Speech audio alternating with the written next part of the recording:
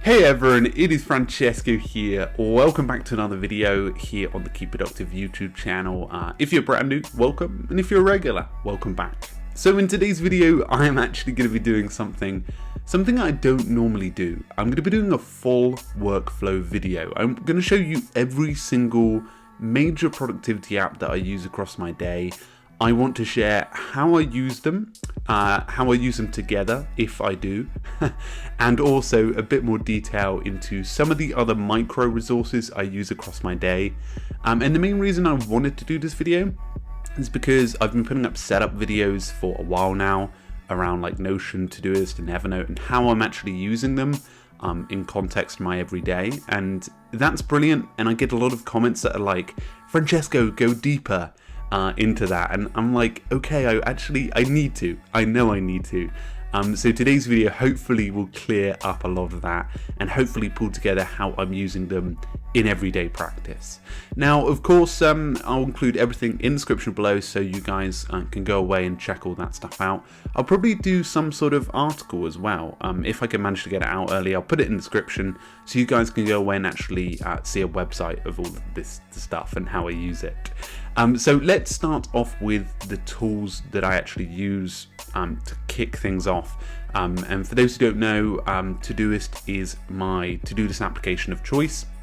I actually use Todoist as basically a window of my 30 days of actionable tasks.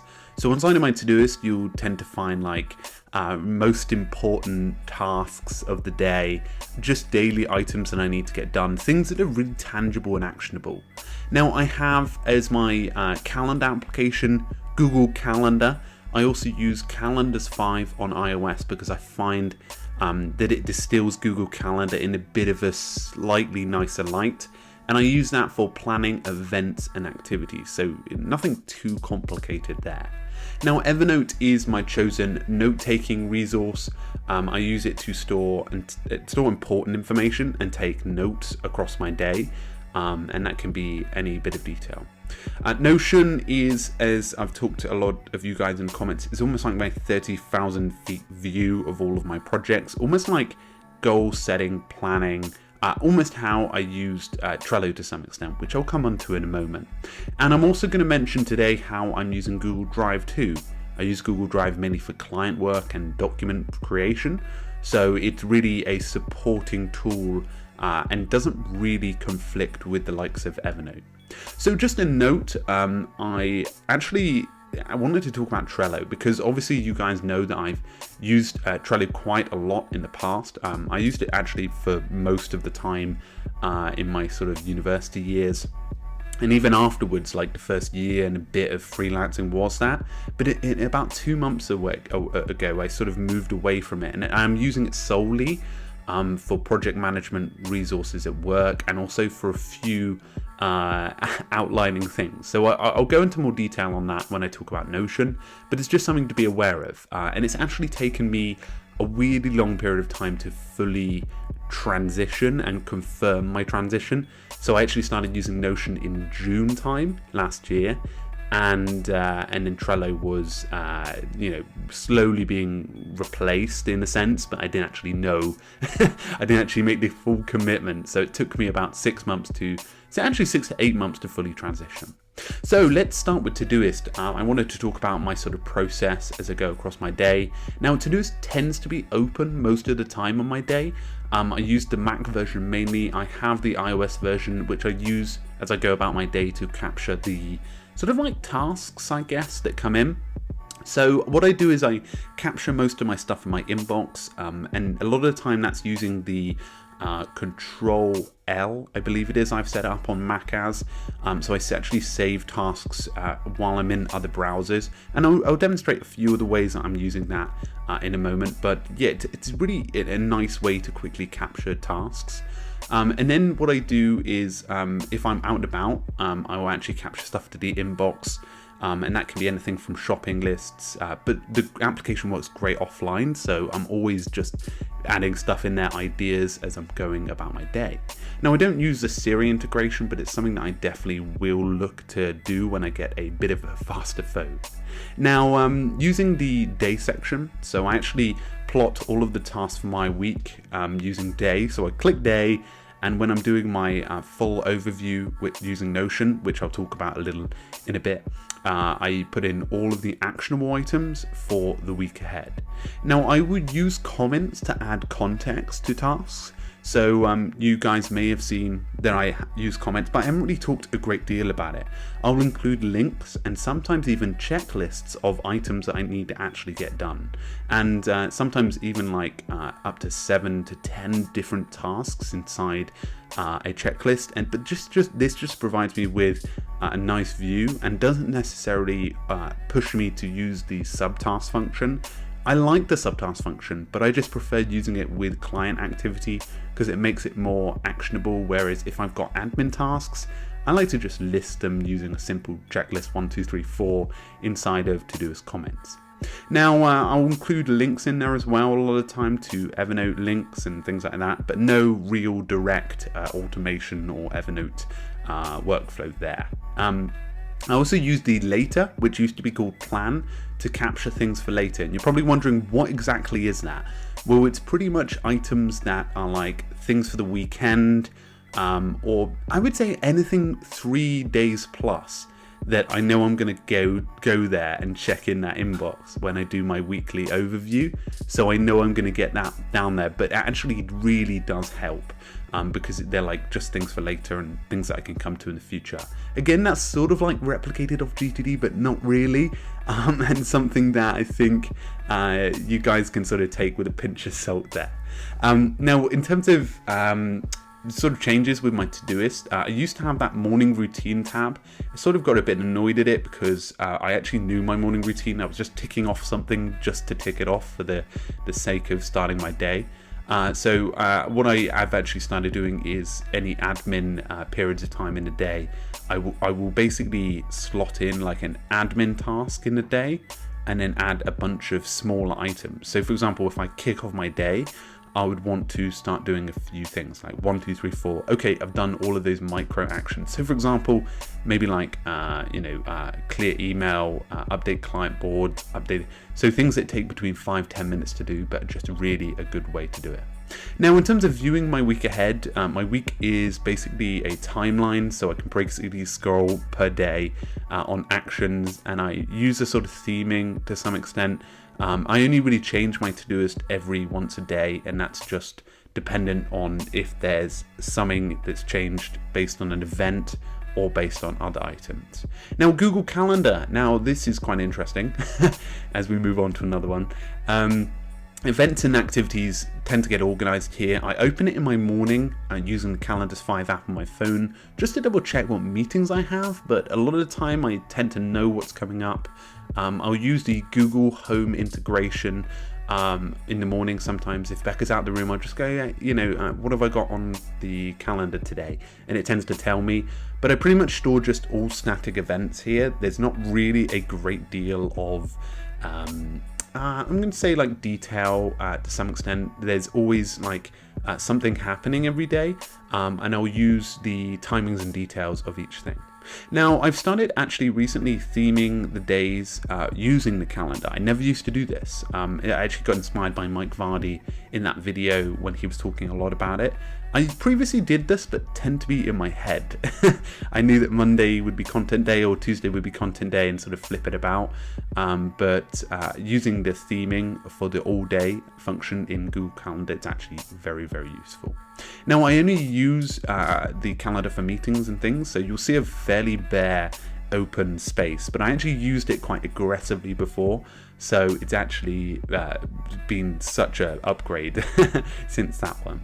Now, moving on to Evernote, you're probably wondering what sort of things do I store in my Evernote account, and I actually store a range of things, ideas, meeting notes, and just general notes, projects. And you're probably wondering, that sounds like a generalized amount, but you've got to remember I've been using Evernote for like 5, 6, 7 years now. So I've got like this array of notes. Like I've literally got my history of my career progression and even things like that in there. So it's important for me to note that I am involving with my Evernote. I used to put all of that sort of stuff in there a lot of the time, and now I don't know, not as much. I used to use it for journaling, but now I don't use it at all for journaling. So it's always going to be changing. But my sort of general rule for Evernote is anything that is really focused on less than 2 pages goes into Evernote.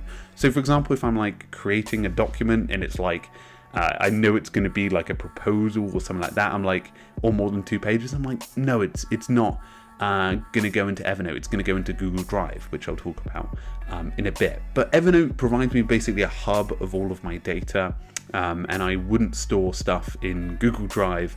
Like for example, I wouldn't store a quick note in Google Drive because it's not ideal for search, and it's not ideal for quick access either. I tend to open Google Drive on my desktop and Evernote on my mobile device. Now Evernote does give me what I need when it comes to making speedy notes, but also detailed rich notes.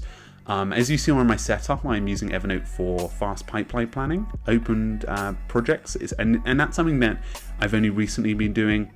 So for example, if I'm looking to visualize what's coming up, or even a proposal for a client on a piece of work that is very brief, like project based, I will actually use Evernote tables and a combination of multimedia features. So it's something that has taken me time to use, but it's almost like a mid-range. It's sort of like a baby Google Drive to some extent most of the time, but it just provides me a bit more flexibility than Google Drive does. Now Notion, probably the biggest thing that people are nudging me about. Many people are asking me how I'm using Notion. It's pretty much my new Trello to some extent. I previously used Trello for long-term planning, and I recommend it so much still, but Notion has taken top spot for me. But do remember that it has taken me like 8 months to fully transition, just because I've been confident on the resources that I need to use in there, and I previously used Trello for like 4 or 5 years, and I still do on a daily basis, so it's not something that I've taken lightly. And now I would say my Notion use is really weak. I'm looking to go proper hardcore on it because it's not even touching the surface of what I need to do and optimize. There are so many features. It's almost like it's really hard to explain. It's almost like when you're using Evernote only for just scribbling up checklists and that's it. Like there's so many features in the advanced abilities that you can go into detail with, and if you don't, it's sort of like you're losing out on it because of that. So I'm using it at the moment really for like high planning. So I will visualize all of my my roadmap, my long-term goals, some of my client projections and sales activity as a freelancer, and also a few of the Keep Productive projects, which helps me just to manage. The thing that I really like about Notion is it's so flexible, and I can make it into a dashboard however I like, and it's like ever evolving as a tool. So I'm using it more and more often, I would say, on a daily basis, just because it gives me this higher level of view. Now, I think in the future it's going to have integrations with like Evernote and Todoist, so I can actually weirdly see it, and I'll probably talk about this in another feature, as a potential tool that I can run everything in Notion. So imagine you've got the ability to panel in and see your Todoist tasks, and a panel in to see your Evernote. Now, just a note here, I would not use Notion as my task manager. I'm not sure why, but the resource really doesn't, for me, be suitable for a to-do list checklist yet. It's not speedy enough, but that's just my honest opinion so far.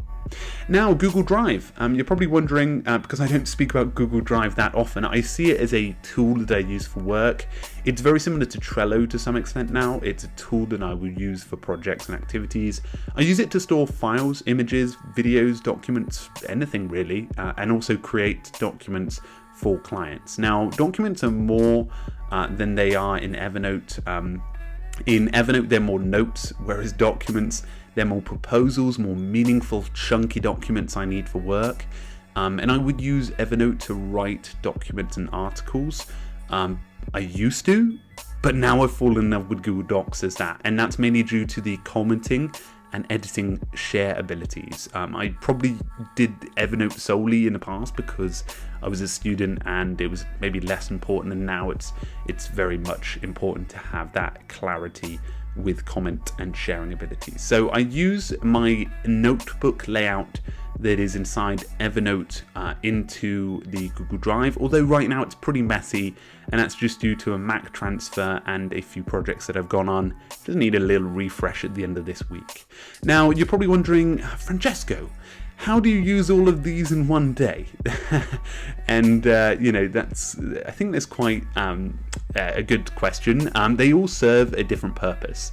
One provides task management, Todoist. One provides note-taking, Evernote. One provides event management, Google Cal. One provides life or long-term planning, which is Notion. And one provides document and file storage. Now, you're probably wondering as well, integrations, how do you connect all of these up together? I really don't. I don't use any major connections. Neither have I have fully optimized Zapier or one of the leading automation tools like Workflow to actually help me to craft a personal workflow, but my workflow works for me. I'm looking to do it in the future, but let me take you through a full scenario of how they work together in a very simple structure. So here's a sort of simple week planning session. So I'll start by actually starting with Notion. I'll go into my Notion and view my 3-month roadmap, which is basically like all of the end month goals. What do I need to deliver? Like, what are the deliverables I need to get done? And they could range across all projects or clients. And they're normally pretty actionable too. And what I'll do is, so for example, let's say it's like March, the second week of March, which it is. I will go, okay, I'll go down the list and I'll go, how far am I away from all of these? And what I'll do is I'll tend to use the Control-L to Todoist and save tasks into Todoist from that. And it's just a neat way for me to just like pull actions out of those. So for example, let's say I had like grow Facebook group to 1,700. I could then go, okay, actually I probably need to adapt the Facebook questions when people enter. I probably need to make few more people admin. I probably need to do this. I probably need to do that. And I just post all of those stuff in using Control-L into Todoist. Now you're probably wondering, that's mad. Like, I'll then see a lot of stuff in my inbox, and that's what I do at the end of my week, because it then gives me all of my tasks for the next week and helps me to keep focused towards my goal. And that's in month view, so it's very useful. Now, when it comes to the calendar side of stuff, I'll leave that Todoist inbox ready for it in a moment. I'll go to my calendar and plot my focus days, so for example, those all-day themes, and I'll view all of my next week's activities in my calendar. I'll then go over to Todoist once I've made that pretty happy, and I'm happy with the days I've chosen and the event activities that I've gone on. And then I'll plot all of those tasks relevant to that. And this might sound a little bit complicated, but really isn't. So I'll just go, okay, I've actually chosen Tuesday as my filming day. Okay, now I know that all of my film related or recording related items go into Tuesday, for example.